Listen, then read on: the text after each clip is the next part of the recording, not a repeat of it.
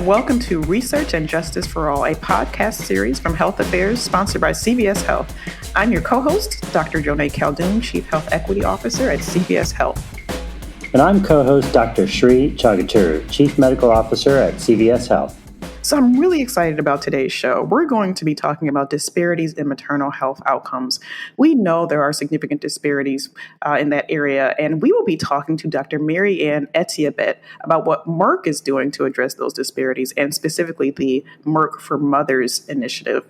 Mary-Ann is the Assistant Vice President for Health Equity at Merck and leads the Merck for Mothers initiative.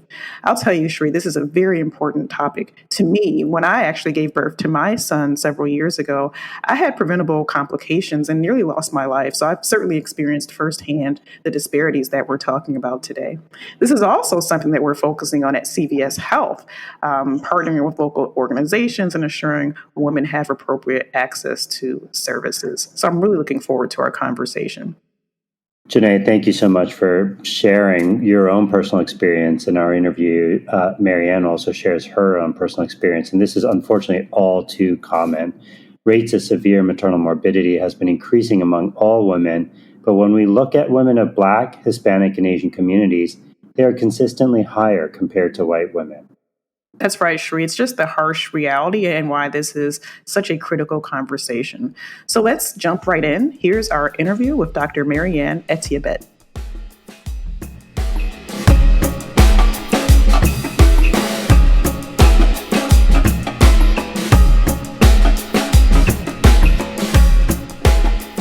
Welcome, Mary-Ann, and thank you so much for joining us on the Research and Justice for All podcast.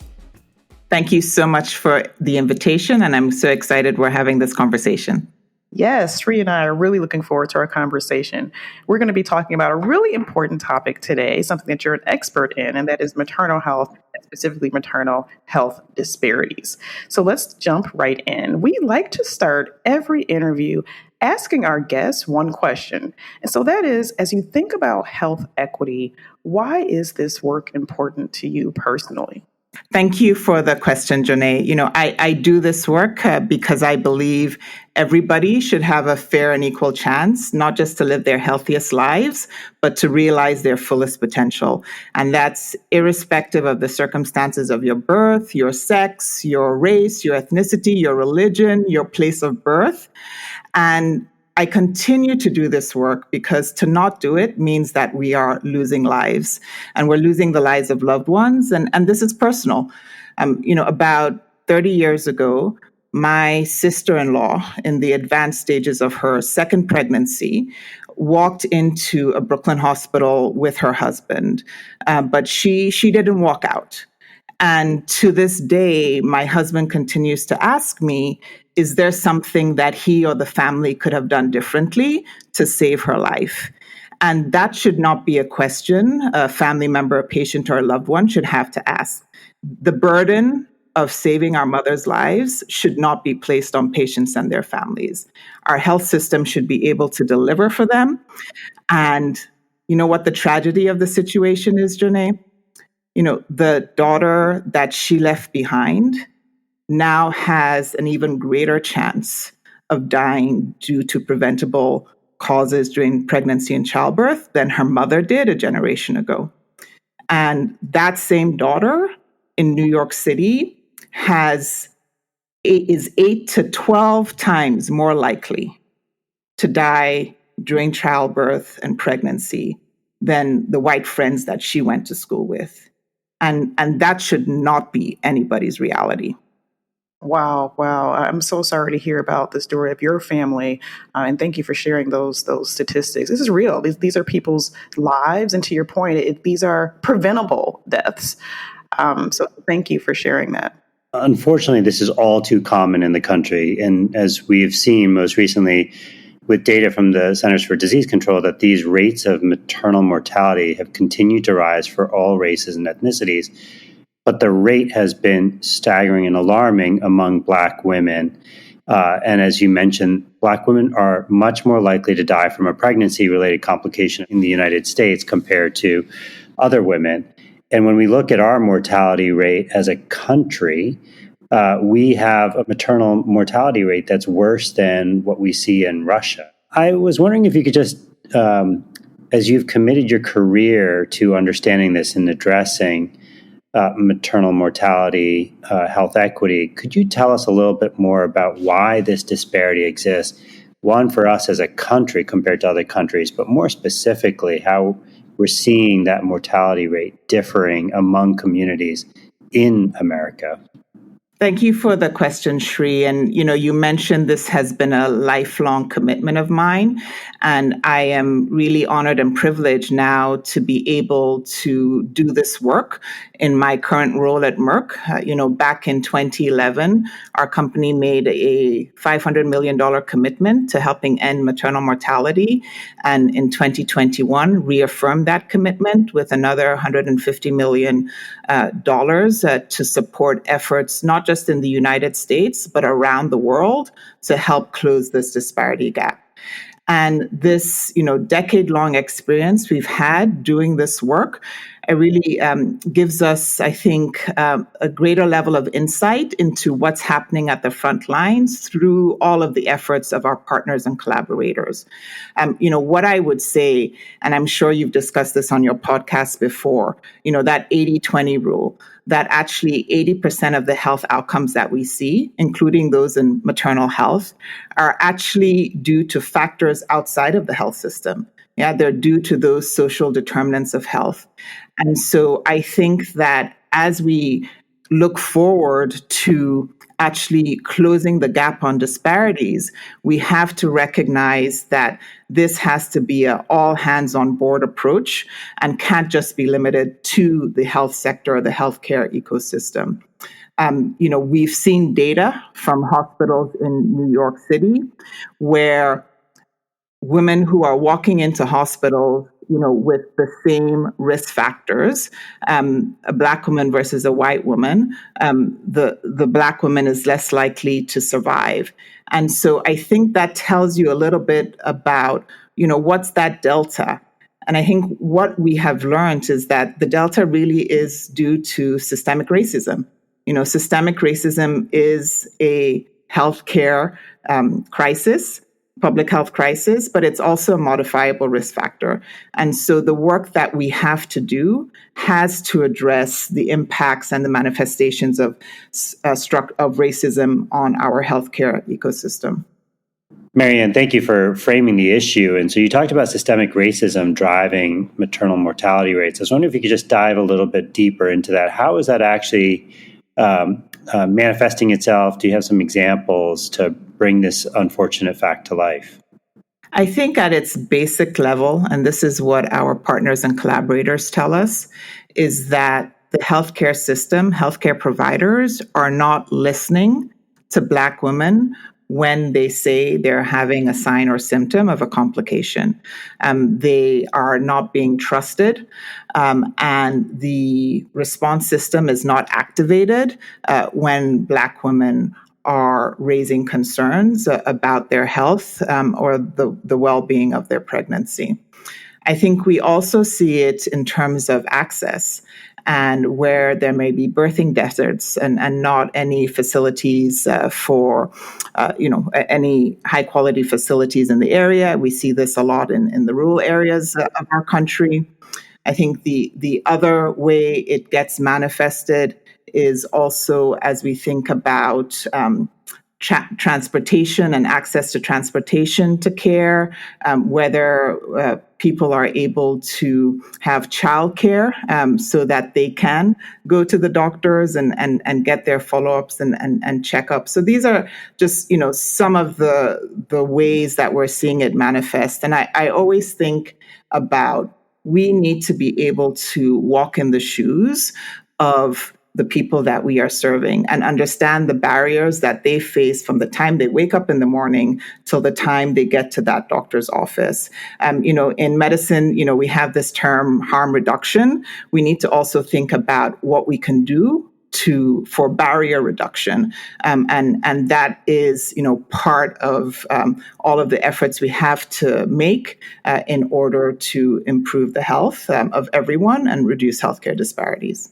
Thank you for bringing that up and the role, particularly of the healthcare system and providers. Can you tell us what exactly should doctors, nurses, other clinical providers who may be listening right now and not wanting to perpetuate these disparities, what should they be doing or doing differently, or what should the healthcare system and hospitals be doing differently? Again, I think at the very basic level, they should be listening to their patients. And they should be engaging in a relationship of trust and mutual respect. I think as we think about what programs and solutions we as a society need to put in place, and these are many of the things that Merck for Mothers partners and collaborators are doing, we need to make sure that all physicians and the whole ancillary team that's taking care of women understand what the warning signs are and can be mobilized at a moment, to respond to those emergencies, those obstetric emergencies. One of the other things that I think is really important for our listeners to understand is that the data is telling us, and this is some of the data that has come out of partnerships that Merck for Mothers has had with the CDC, that more deaths are actually happening now outside of the hospital after birthing moms have been discharged. And so it's important that at that discharge point, there is a exchange of information, and women and their families are educated about what the warning signs are and when, they should call 911 or when they should call their provider. So that's work that, we have been doing with our collaborators. But I think most importantly is we need to make sure that there are community supports and structures that are taking care of women in the community, that are screening and asking them questions about, potential adverse events or other health conditions that may arise, like mental health conditions, and that we have that community workforce that is not only mobilized, but that is integrated with the healthcare workforce that we see in the traditional four walls of the hospital, and that there's communication and coordination between that. You asked that question. I think as a provider, and I'm a no longer practice, but we as providers need to meet our patients where they are. And that's both literally and figuratively, and take that extra step to ask that question and meet patients where they are. I love this theme of the workforce, right? And what the workforce, the healthcare workforce needs to do.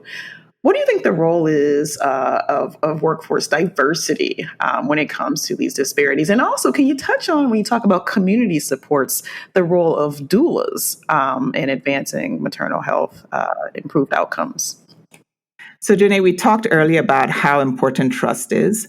And I don't think we can underestimate the impact of previous trauma, whether it's personal trauma or family trauma, that informs, how people engage with our healthcare system. And so the community workforce is critical. And the community workforce that understands the lived experiences of the clients that they're serving is going to be a more effective partner in the healthcare journey. And so what we've been doing at Merck for Mothers through one of our most recent health initiatives called the Safer Childbirth Cities is supporting coalitions of organizations, many of these led by women of color with lived experiences, to work on solutions, that are coming out of the community. I think the other thing we found is, this work, has been happening over decades. Communities have been taking care of themselves. There are assets and strengths in the communities that we know nothing about. Our role is to help surface them, elevate them, amplify them, and support them. And doulas are just, one example of a critical community healthcare, healthcare partner. I want to share one story. We were able to visit the client of one of our partners in Philadelphia. This was a woman who had a doula support her throughout her pregnancy, who served as not just a coach, but an advocate for her when she was interfacing and engaging with the healthcare system. And as we left that woman's home, I kind of asked her, I was like, what's next? What's next for you? And, she poked her head out the door and shyly said, I want to be a doula. I had such an amazing experience with my doula. She helped me so much. I want to be able to give that back to my community. And so I think from these types of examples, we can see what the ripple effect of investing in people is.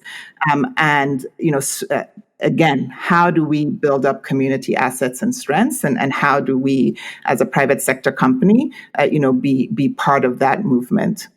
Mary-Ann, you mentioned about this visit that you've had, and what a powerful story about an individual's lived experience informing their future trajectory. But I was wondering if you could tell us a little bit more about Merck as an organization, and then more about Merck for Mothers in particular, which is an important initiative the organization has to advance maternal mortality equity. So let me just turn it back over to you to tell us a little bit more. I love talking about Merck for Mothers. As I said, I'm so honored, to be able to lead the team in this work. Merck, as you may know, is one of the leading pharmaceutical companies in the country, and I think we have decades legacy, of running towards the world's most challenging health problems, and maternal mortality is no different. If you look at our history, you'll see that there have been commitments to health equity across the decades, whether it's our Mectizan donation program, where we've committed to ensuring that the solution for river blindness will be available for as long as it's needed at no cost.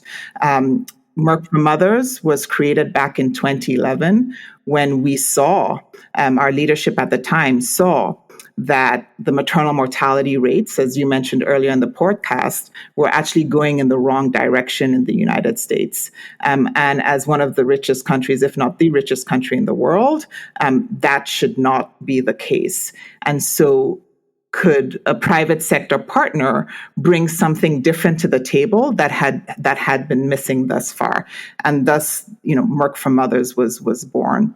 I mentioned, we've committed $650 million to this cause since 2011. We have had partnerships in over 65 countries. We have 4 focus countries. The United States is one of them because, as we've talked about, the alarming increase that we're seeing in the rates, as well as the alarming increases in the disparities. And, how we work is to partner with the folks that are doing the hard work on the front lines. One of the things that we started off doing was making sure that there was the data that would not only tell us what the problem was and where the problem existed, but what the impactful solutions would be. And we're proud that that initial investment in the data is what is really driving everyone to action. Because when you see those numbers in your face, up front and stark, you can't ignore them. And the fact that we are now not just counting every death, but investigating it and making sure that they are efforts to prevent that next death is something that was not the norm in every state of this country 11 years ago. The other way we partner is to improve the quality of care in facilities. Sree, I've heard you talk before about responding to a cardiac code. And, as medical students and residents and trainees, we do those practices, every week. It becomes ingrained in how we, respond, to a cardiac code. That should be the same for an obstetric emergency. Teams should be mobilized immediately and know how to respond and work together for that. And so some of the investments we've made over the years has been to develop and implement these safety bundles and make sure that they are scaled throughout hospitals in the country. And we're really proud that, through partnerships, we are getting to goal for that objective. The other way we partner, you've heard the saying, knowledge is power, is making sure that this information gets out to everybody who needs it, birthing people and their families, so that they know what questions to ask and they can hold their providers accountable. And then the last way we partner is to support community-based solutions like the Safer Childbirth Cities initiative that I mentioned. I love that. So data and collecting that data so we know where we are, driving improvements in the quality of care, knowledge sharing, supporting communities and community-based care. I think those 4 pillars, if I have them right, are just incredibly powerful pillars to drive this important work forward.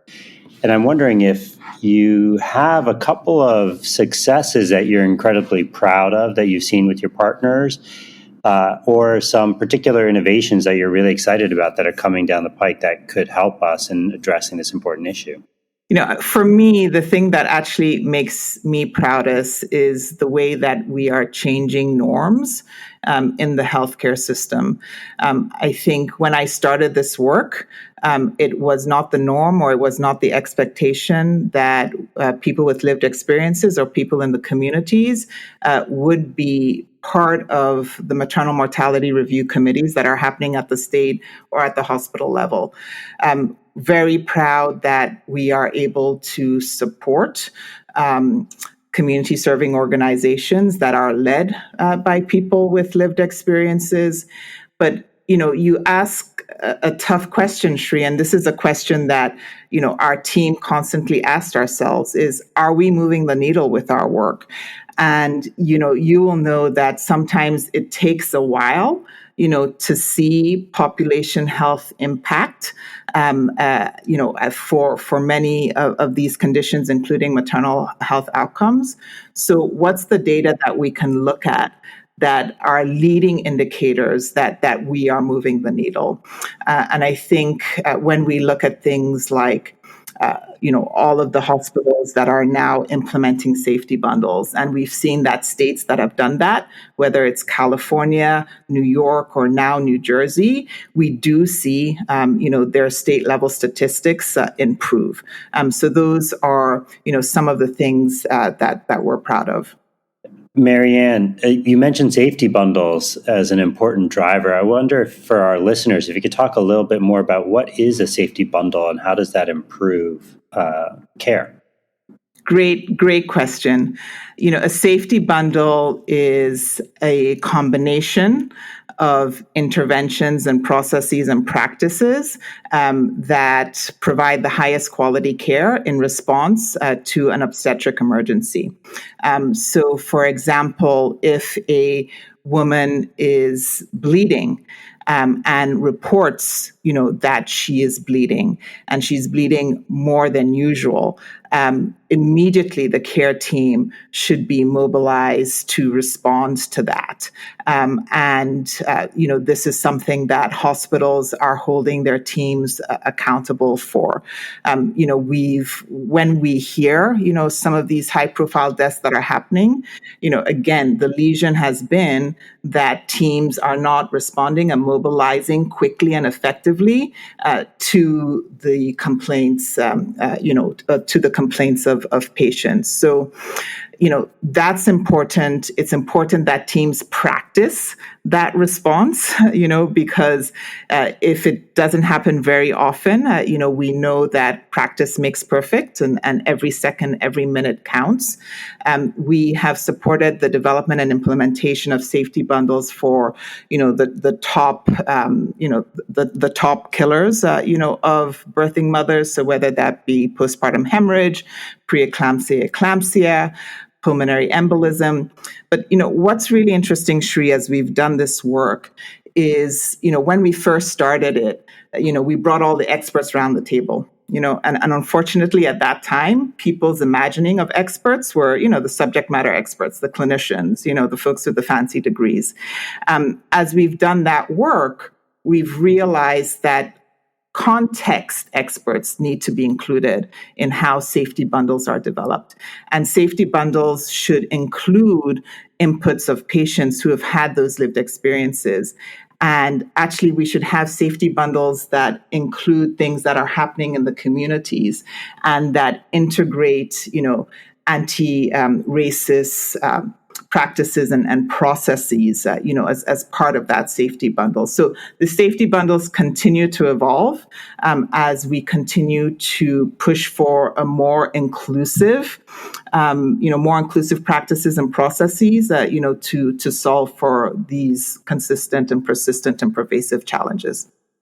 I love that, Mary-Ann. You're really talking about changing a system of care, right? Changing our system, making sure the community has input into what that system looks like.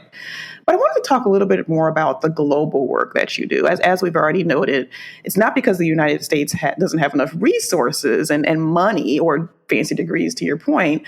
That's not the cause for the disparities that we see. Can you tell us a little bit more about the differences in how the United States healthcare system addresses maternal health compared to some other countries? And then, are there specific policies that you think would potentially help us move the needle here in the United States when it comes to maternal health disparities? So I'd like to answer that question in at least three parts. One is to be able to share, some of the similarities of the challenges.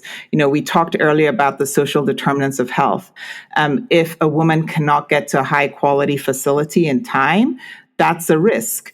In New York City, that may be a MetroCard.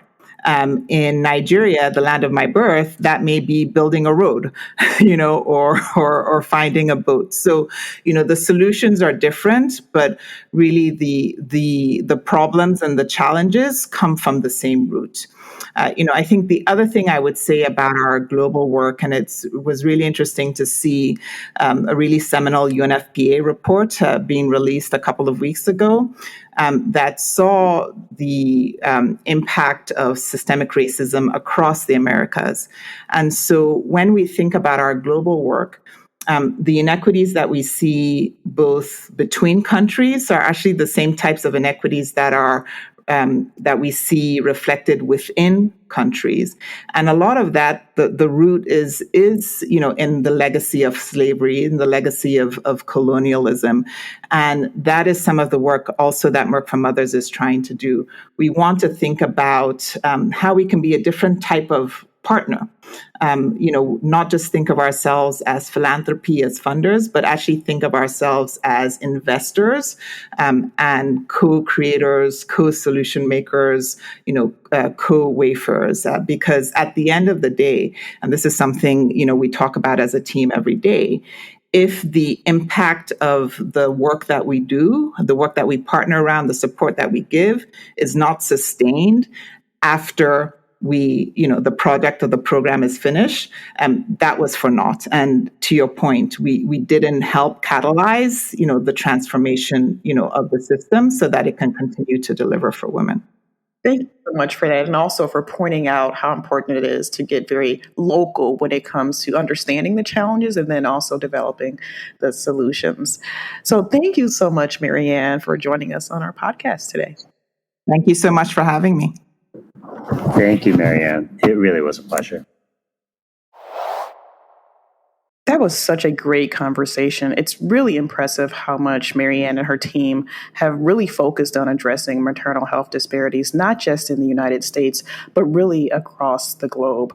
And I really appreciate the fact that she talked about the importance of including people with lived experience and really addressing those systems of care and listening to a woman and making sure that their stories and their needs are really incorporated into the care that they receive.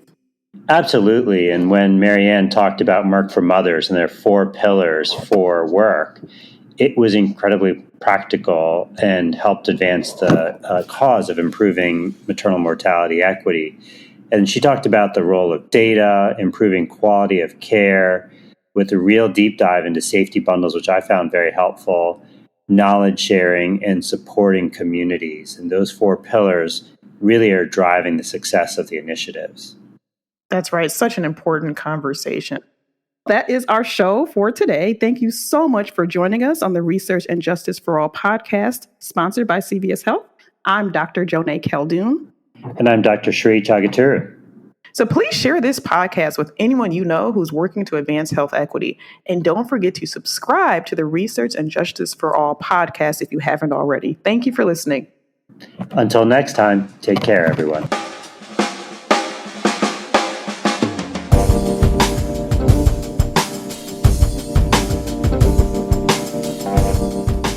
Research and Justice for All is produced by Health Affairs. This season is sponsored by CVS Health. If you enjoyed this episode, the best thing you could do is share it with a friend or a colleague. It helps people find the show. Thanks for listening, and be sure to check out Health Affairs' other podcasts, A Health Policy and Health Affairs This Week. Health Affairs, where health policy advances.